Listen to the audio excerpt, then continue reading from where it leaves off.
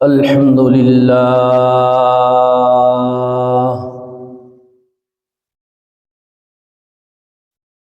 الحمد لله وحده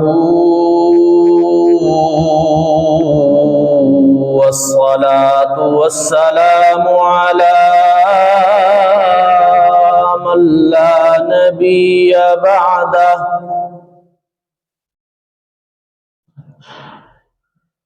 وعلى آله وأصحابه كرام بررة. أما بعد فأعوذ بالله من الشيطان الرجيم.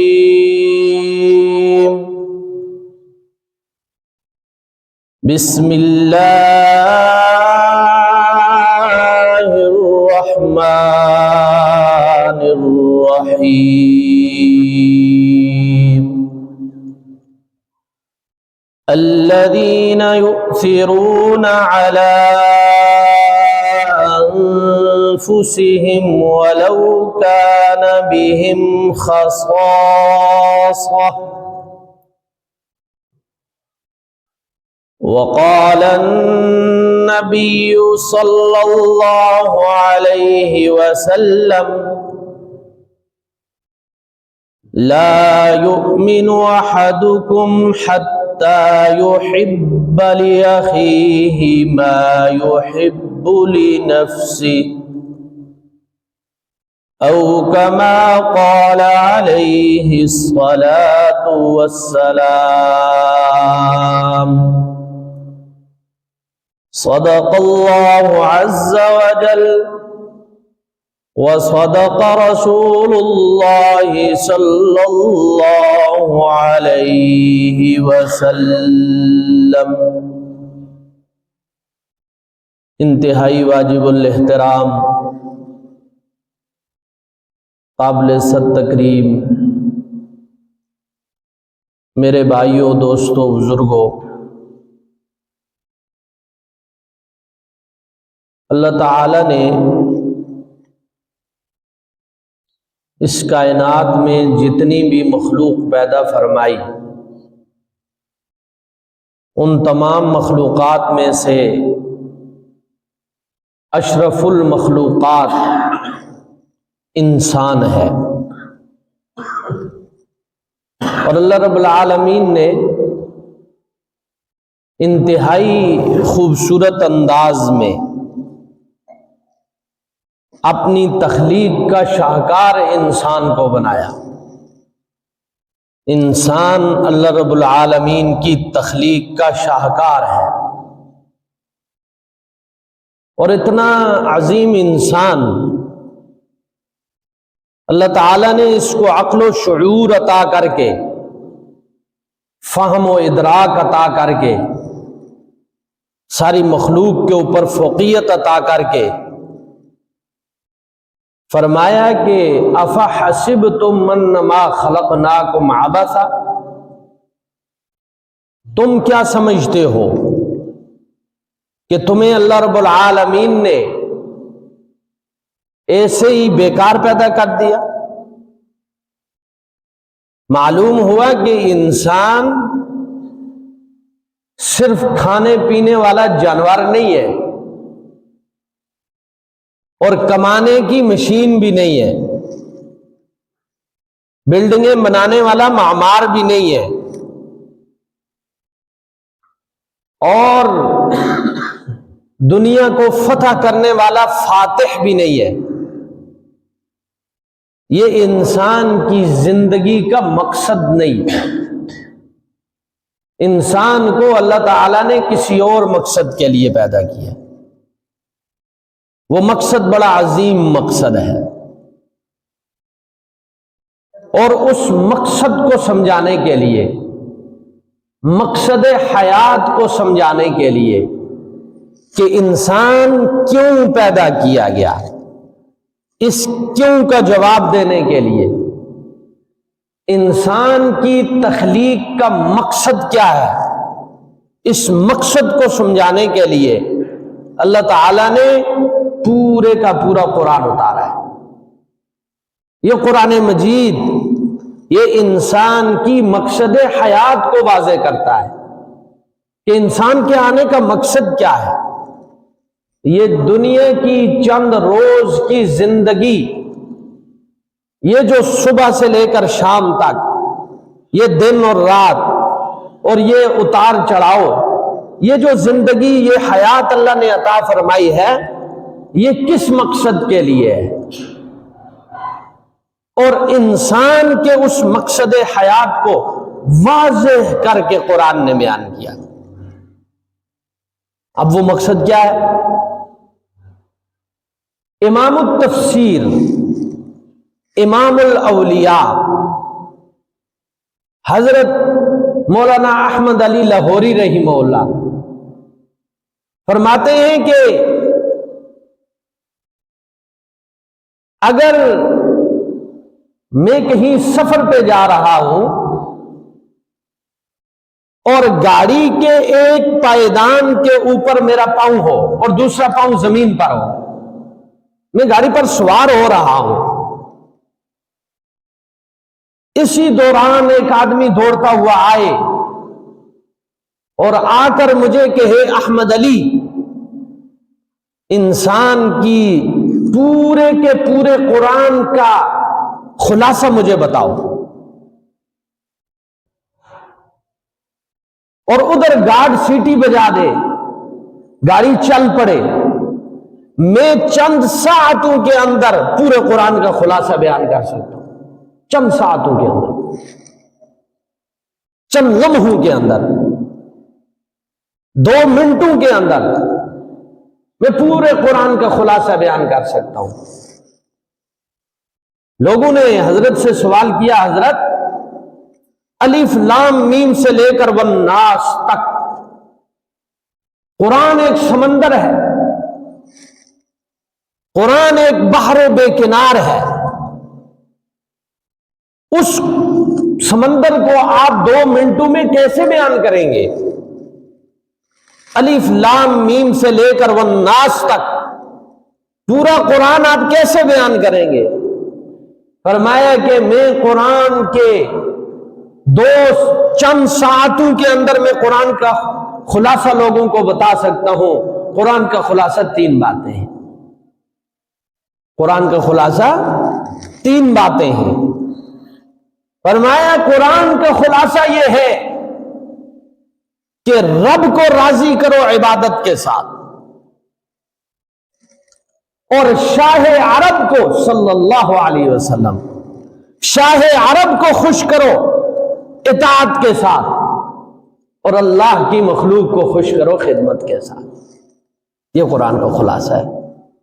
یہی ہے انسان کی زندگی کا مقصد، کہ اللہ کو خوش کرنا ہے عبادت کے ساتھ، اور شاہ عرب صلی اللہ علیہ وسلم کو خوش کرنا ہے اطاعت کے ساتھ، اور مخلوق خدا کو خوش کرنا ہے خدمت کے ساتھ۔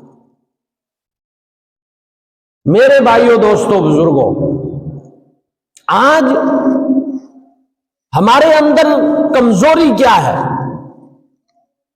کہ ہم ٹوٹی پھوٹی عبادتیں کر لیتے ہیں، نماز پڑھ لیتے ہیں، زکوٰۃ ادا کر لیتے ہیں، حج ادا کر دیتے ہیں۔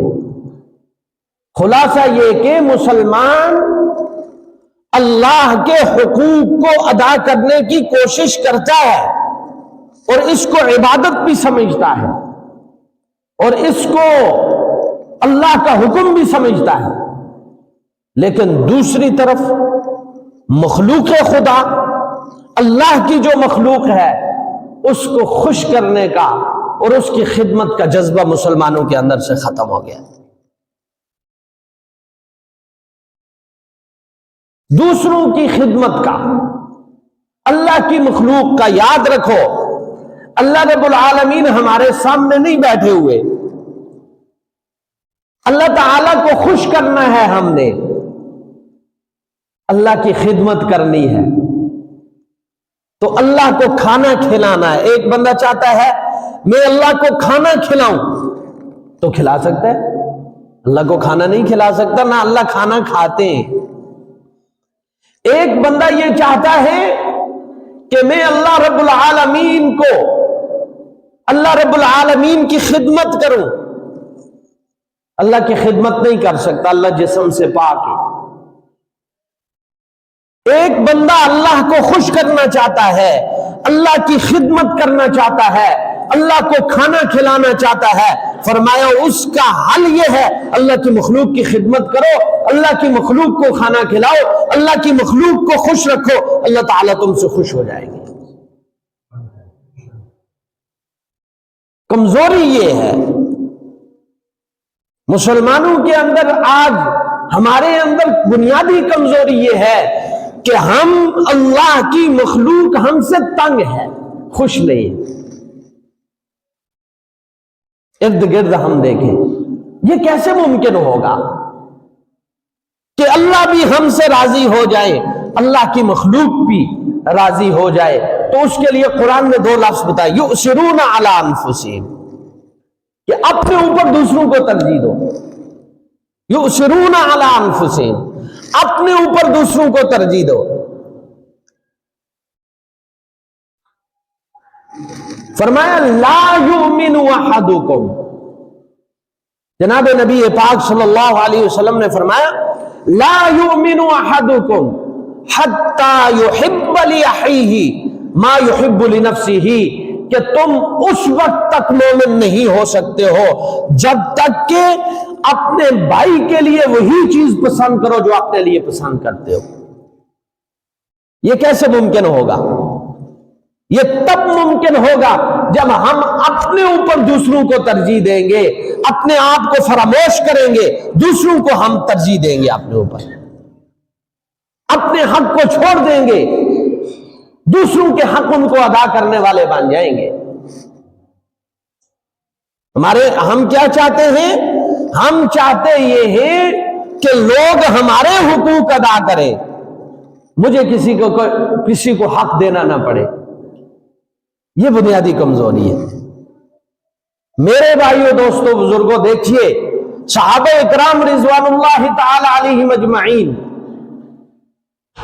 جو نبی پاک صلی اللہ علیہ وسلم کے تربیت یافتہ ہے، جب مہاجرین آپ صلی اللہ علیہ وسلم اور آپ کے ساتھ صحابہ اکرام مکہ مکرمہ سے نکالے گئے، آپ جانتے ہیں کہ مہاجرین صحابہ اکرام جب مکہ مکرمہ کو چھوڑ کر مدینہ طیبہ آئے ہیں تو ان کے تن پر صرف کپڑے تھے، ان کے پاس نہ کوئی مال تھا، نہ جائیداد تھی، نہ ان کا، حتیٰ کہ ان کے بیوی بچے بھی ان سے چھین لیے گئے.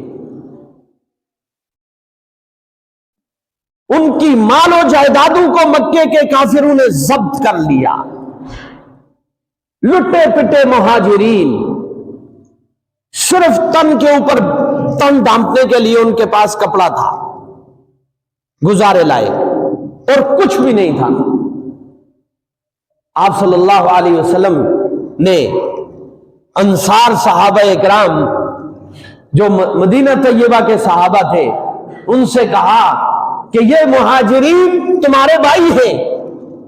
اے انصار، اے مدینے کے لوگوں، یہ مکہ مکرمہ سے جو مہاجرین قسمہ پرسی کے عالم میں تمہارے پاس تشریف لائے ہیں، اللہ کے دین کے لیے اپنا علاقہ چھوڑ کے آئے ہیں، ان کے پاس مال نہیں ہے، جائیداد نہیں ہے، بیوی بچے ان سے چھین لیے گئے، یہ آج کے بعد تمہارے بھائی ہیں.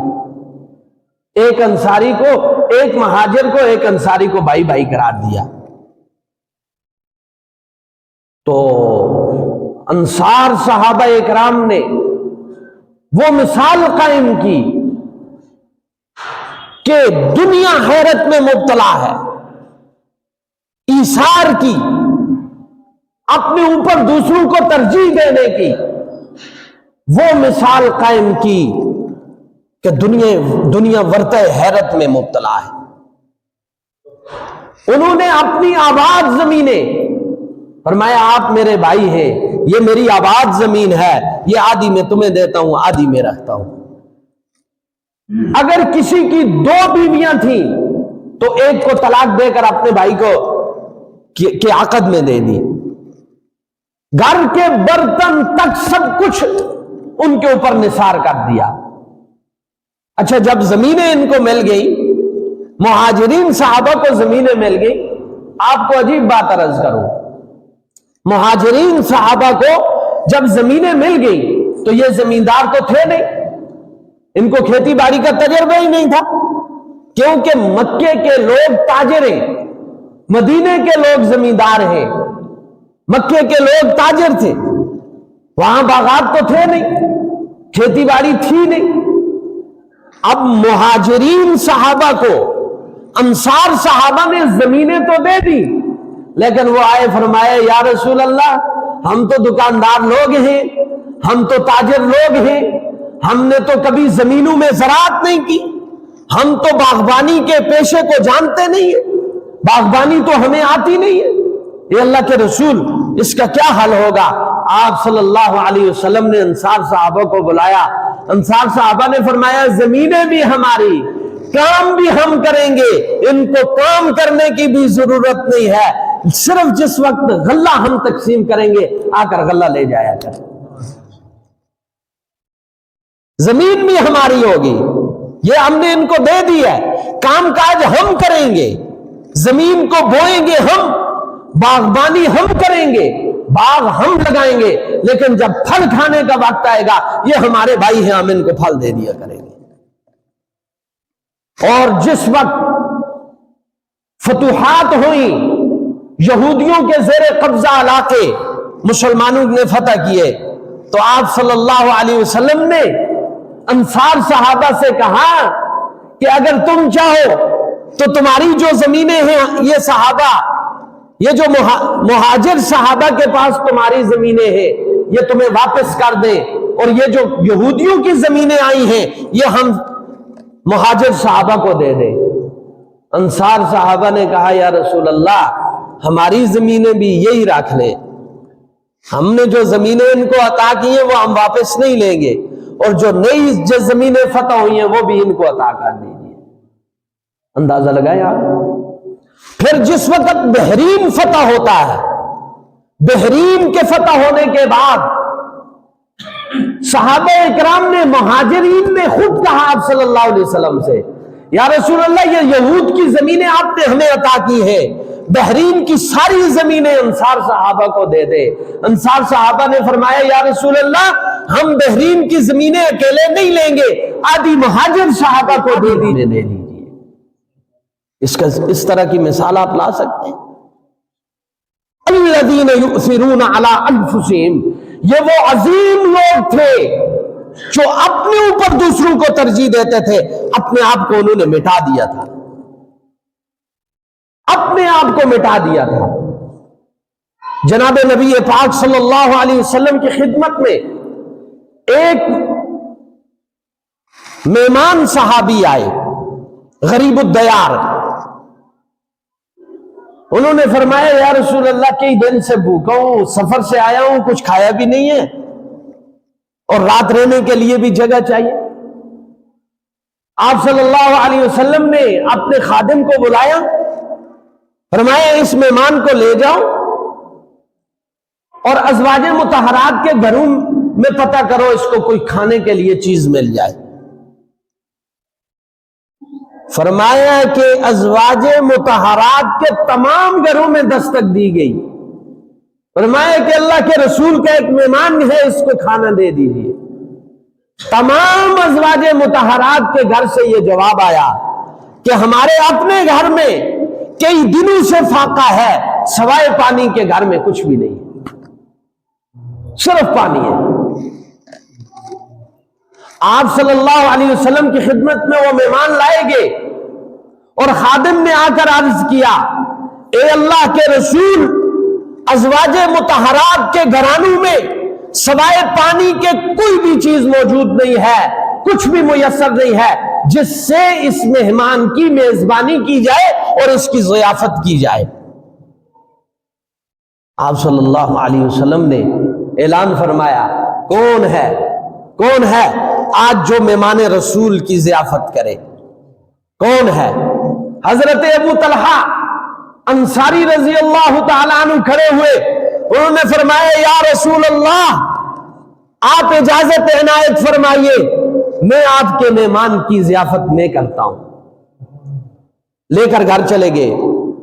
بیوی نے جب مہمان کو دیکھا، اس نے کہا گھر میں اتنا تھوڑا سا کھانا ہے جو صرف بچوں کے لیے کافی ہے، آج تو میں بھی بھوکی ہوں، آپ بھی بھوکے رہیں گے، گھر میں جو تھوڑا سا کھانا ہے یہ کھانا تو صرف بچوں کے لیے ہے اور بچے بھی بھوکے۔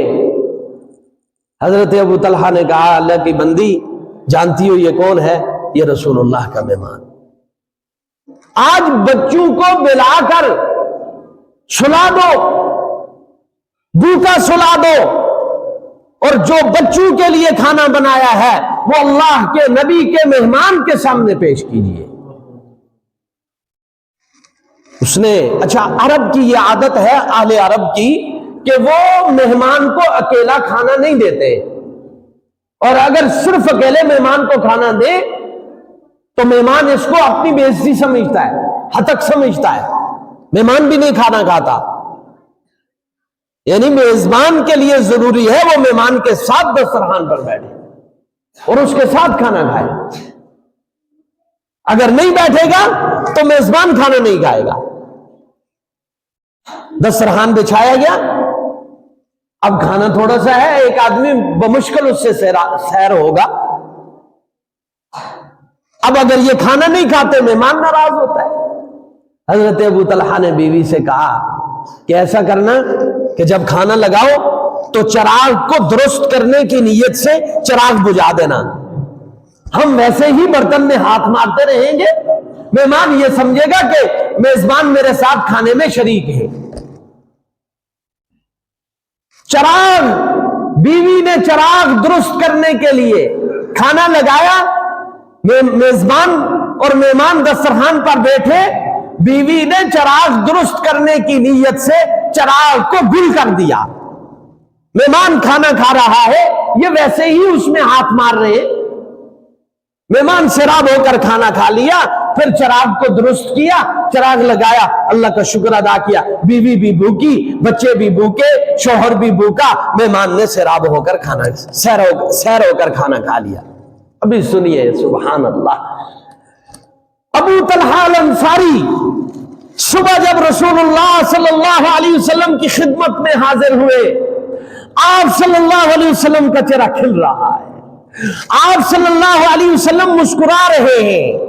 فرمایا کہ ابو طلحہ زمین کے اوپر تو نے اللہ کے نبی کے مہمان کے لیے جو کارنامہ سر انجام دیا ہے، رات کو جو تو نے کام کیا ہے، خدا کی قسم تیرے اس فعل کو دیکھ کر، تیری اس مہمان نوازی کو دیکھ کر، تیری اس سخاوت کو دیکھ کر، تیرے اس ایثار کو دیکھ کر عرش کے اوپر اللہ بھی مسکرا رہے ہیں۔ فرمایا ضاحکن کا لفظ آیا ہے کہ تیرے اس کام کو دیکھ کر اللہ بھی ہنس رہے ہیں، اللہ بھی مسکرا رہے ہیں۔ اور اللہ نے جبریل کو بھیجا، جبریل جاؤ میرے نبی کے اوپر یہ آیات اتارو کہ تیرے یہ دیوانے کتنے عظیم ہیں، الذین یؤثرون علی انفسہم ولو کان بہم خصاصہ، کہ اپنی ضرورت کے باوجود یہ دوسروں کو اپنے اوپر ترجیح دینے والے ہیں۔ یہ کیسے ممکن ہوتا ہے کہ بندہ دوسروں کو، بندے کا مزاج یہ بن جائے، بندے کا مزاج یہ بن جائے کہ دوسرے کا پیٹ بھر جائے، میں بے شک خالی پیٹ رہوں، اس کے گھر کا چراغ جل جائے میں اندھیرے میں رہوں، اس کا کچھ بن جائے میرا کچھ بھی نہ بنے۔ اور ایک بات آگے جانے سے پہلے عرض کر دوں، فرمایا کہ جب تم کسی مسلمان کی ضرورت کے لیے تگ و دو کرتے ہو نا، کسی مسلمان کی ضرورت پوری کرنے کے لیے، اس کی حاجت پوری کرنے کے لیے، کسی مسلمان کی مشکل کشائی کے لیے، جب ایک آدمی گھر سے باہر قدم رکھتا ہے اس کے ایک ایک قدم کے بدلے میں اللہ رب العالمین نیکیاں لکھتے ہیں۔ اور اگلی بات فرمایا کہ جو کسی مسلمان کی مشکل کشائی میں لگ جاتا ہے اللہ براہ راست اس کی مشکل کشائی میں لگ جاتا ہے۔ جو کسی مسلمان کی حاجت روائی میں لگ جاتا ہے اللہ براہ راست اس کی حاجت روائی میں لگ جاتے ہیں۔ اور جو کسی بندے کے پیٹ کو بھرنے کے لیے کوشش شروع کر دیتا ہے اللہ اس کے پیٹ کو بھرنے کے لیے کوشش کرتے ہیں۔ اللہ خود لگ جاتے ہیں خدمت میں کہ یہ میری مخلوق کی خدمت کر رہا ہے، یہ میرے بندوں کی خدمت کر رہا ہے۔ اللہ فرماتے ہیں جاؤ میں تمہاری خدمت خود کرتا ہوں، میں تمہاری ضرورت خود پوری کروں گا۔ لوگوں کی ضرورت کو پورا کرنے والے کی ضرورت کبھی کچھ اس کو کوئی ضرورت پڑتی ہی نہیں ہے، وہ کبھی محتاج ہوتے ہی نہیں ہے۔ یہ ایثار تھا صحابہ اکرام رضوان اللہ تعالی علیہم اجمعین کا، عظیم ایثار۔ مدینہ طیبہ میں فاقہ ہے، فاقہ، لوگ بھوک سے بلک رہے ہیں، ہر بندہ چاہتا ہے یار کہیں سے کچھ کھانے کے لیے آ جائے۔ کسی صحابی نے بکرا ذبح کیا اور اس کا سری اور پائے اٹھا کر ایک صحابی کے گھر میں بھیجے۔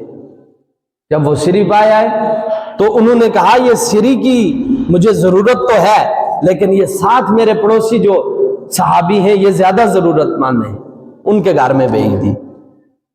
ان کے پاس جب پہنچے انہوں نے کہا کہ اس کی مجھے ضرورت تو ہے لیکن یہ میرا دوسرا مسلمان بھائی مجھ سے زیادہ ضرورت مند ہے۔ حدیث میں آیا ہے کہ وہ ایک سری پورے محلے میں چکر لگاتی لگاتی پھر دوبارہ اسی صحابی کے گھر میں پہنچ گئی۔ یہ یؤثرون علی انفسہم ولو کان بہم خصاصہ۔ اور اس سے بھی عظیم بات میں آپ کو بتاؤں، اس سے بھی عجیب بات فرمایا کہ صحابہ اکرام کی لاشیں پڑی ہوئی ہیں، زخمی زخموں سے کرا رہے ہیں، اور کچھ لوگ ہیں حضرت اکرمہ، حضرت حارث، حضرت سہیل، یہ تین صحابی ہیں، ایسے ان کی لاشیں اور ان کے جسم مبارک زخموں سے چور چور میدان میں ترتیب سے رکھے ہوئے ہیں۔ اور آپ کو پتہ ہے کہ جب موت کا وقت آتا ہے تو انسان کو سب سے زیادہ ضرورت پانی کی ہوتی ہے۔ فرمایا کہ اگر وہ سمندر پانی کا بھی پی لے اس کی پیاس نہیں بجھتی، مشقت ہوتی ہے، سخت مشقت ہوتی ہے، چونکہ روح جو ہے وہ پاؤں کی طرف سے کھینچی جاتی ہے، ایسے کھینچتی ہے روح، اور جب روح کھینچتی ہے تو انسان کو سب سے زیادہ پیاس لگتی ہے۔ اب اس چیز کو ذہن میں رکھیں، موت کے عالم میں ہیں، جاں بلب ہیں صحابہ اکرام۔ حضرت اکرمہ رضی اللہ تعالی عنہ کے چچا زاد وہ اب ایک مشکیزہ اٹھا کر لائے کہ میں اس کو پانی پلاؤں۔ جب وہ حضرت اکرمہ کے پاس پہنچے، ساتھ صحابی حضرت حارث رضی اللہ تعالی عنہ کے کراہنے کی آواز آئی۔ حضرت اکرمہ نے اشارے سے کہا پہلے اس کو پلاؤ۔ موت کا وقت ہے پھر بھی دوسرے کا خیال، موت کے وقت میں بھی دوسرے کا خیال کرنا کمال یہ ہے، اس سے بڑا کمال میرا خیال ہے کوئی بھی نہیں ہوگا کہ موت کے وقت بھی اپنے آپ کو فراموش کر رہے ہیں۔ حضرت اکرمہ نے اشارہ فرمایا کہ ساتھ والے کو دو۔ صحابی فرماتے ہیں جب میں ان کے پاس پہنچا تو قریب حضرت سہیل رضی اللہ تعالی عنہ کے کراہنے کی آواز آئی۔ حضرت حارث نے کہا سہیل کو پانی پلا۔ جب میں سہیل کے پاس پہنچا اس کی روح پرواز کر چکی تھی۔ میں واپس حضرت حارث کے پاس پہنچا، ان کی روح بھی پرواز کر چکی تھی۔ اور جب میں حضرت اکرمہ کے پاس پہنچا، اپنے چچے کے بیٹے کے پاس پہنچا، ان کی روح بھی پرواز کر۔ تینوں صحابی پیاسے فوت ہو گئے، پیاسے شہید ہو گئے، لیکن دوسروں کو اپنے اوپر دوسروں کو ترجیح دینے کی اس سے زیادہ بہتر مثال آپ کو کوئی نہیں مل سکتی کہ موت کے وقت بھی جان بلب ہے، جان نکل رہی ہے، روح نکل رہی ہے، اس وقت بھی خیال یہ ہے میں پانی پیوں یا نہ پیوں، پیاس مجھے بھی لگی ہوئی ہے لیکن مجھ سے زیادہ حقدار میرا یہ مسلمان بھائی ہے۔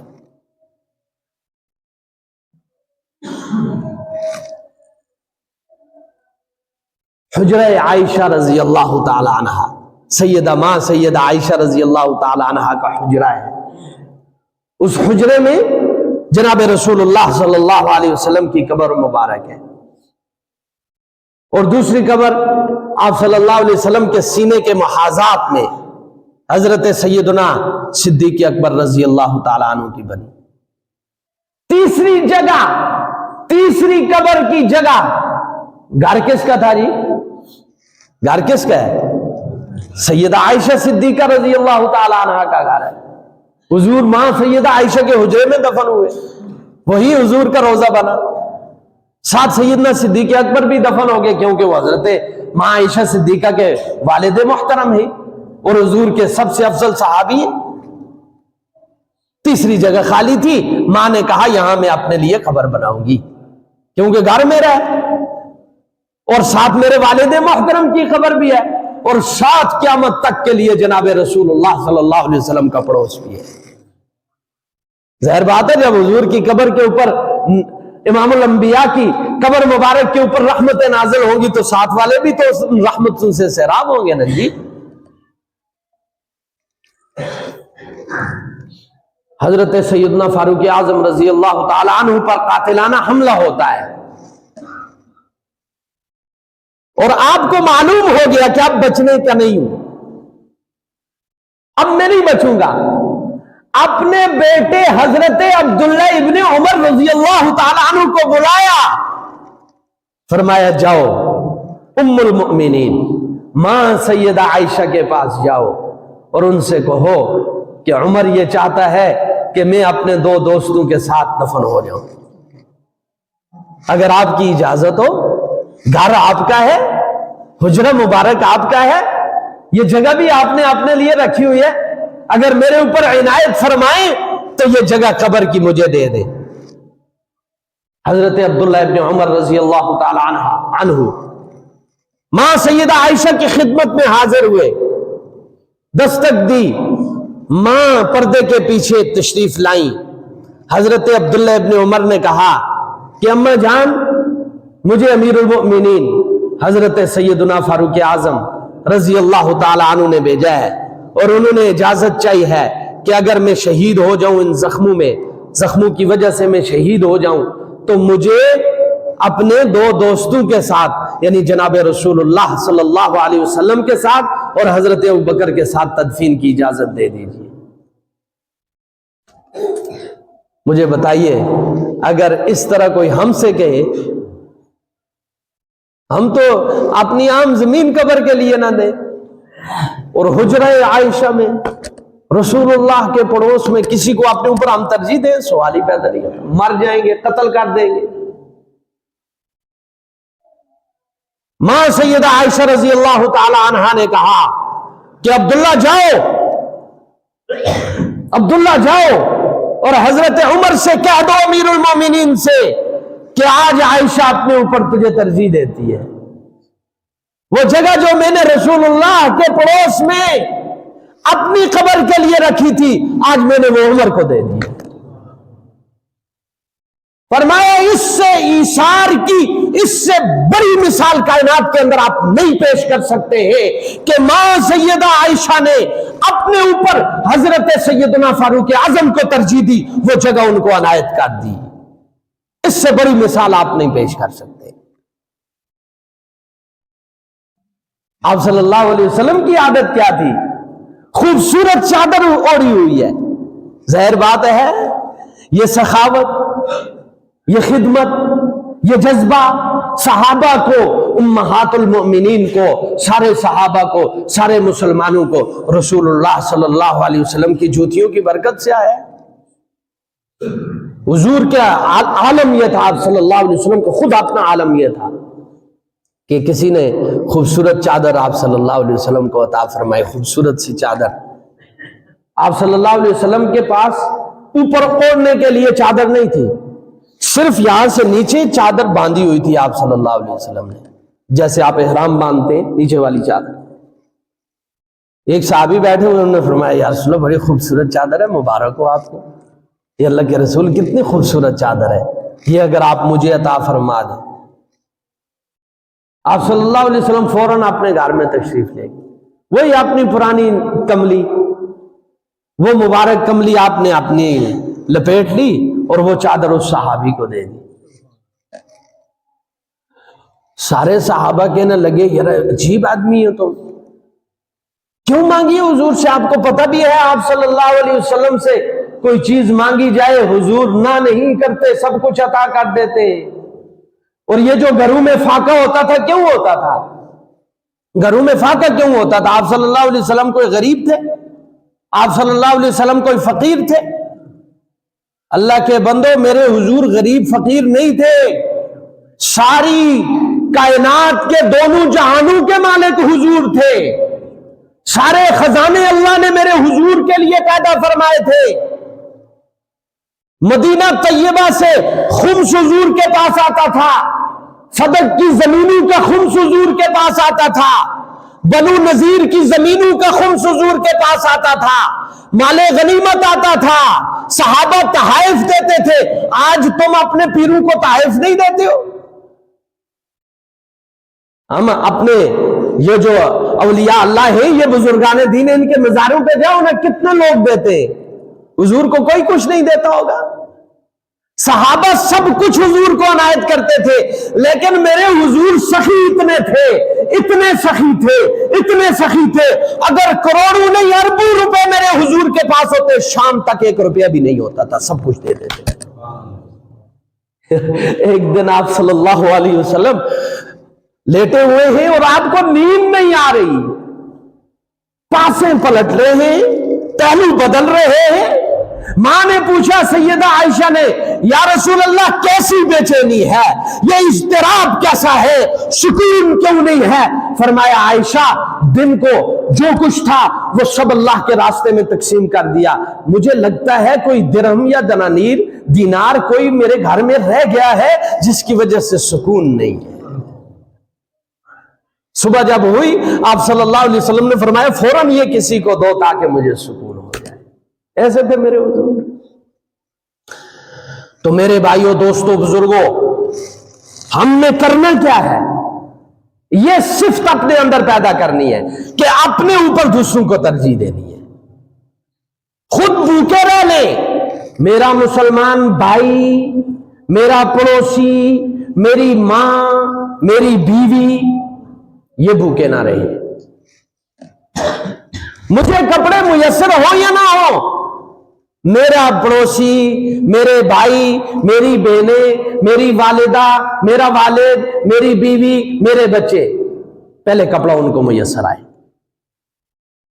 یعنی ہم یہ کریں کہ اپنی ضرورت کے اوپر دوسرے کی ضرورت کو، اپنی حاجت کے اوپر دوسرے کی حاجت کو، اپنے حق کے اوپر دوسروں کے حق کو ترجیح دیں تو ہم پکے سچے مسلمان بن جائیں گے، تو مقصد حیات ہمیں حاصل ہو جائے گا۔